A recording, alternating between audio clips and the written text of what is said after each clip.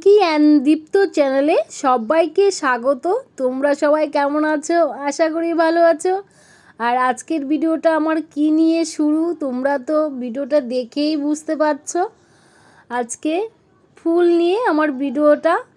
আমি এই ভালো কাকিমার বাড়ি রোজই আসি, ভাবি যে ছাদে যে একটা ভিডিও করব আর তোমাদেরকে নানান ধরনের ফুল দেখাবো। আর ঠান্ডার দিনের ফুল, ওফ, ভ্যারাইটিস ধরনের ফুল দেখতে পাওয়া যায়।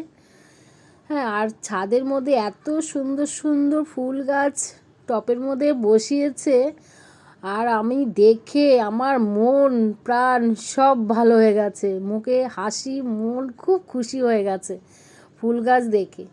আমার যখন মনটা এত আনন্দে ভরে গেছে ফুল দেখে, ভাবলাম তোমাদেরও মন আনন্দে ভরে যাবে ফুল দেখে, অন্তত মনটা তো ভালো হয়ে যাবে। তাই ভাবলাম যে না, আজকে পুরো ভিডিও করে তোমাদেরকে দেখাবো। তোমরা দেখো, আশা করি খুব ভালো লাগবে আমার এই পুরো ভিডিওটা দেখলে। তোমরা শুধু চুপচাপ বসে আমার পুরো ভিডিওটা দেখো, আশা করি ভালো লাগবে।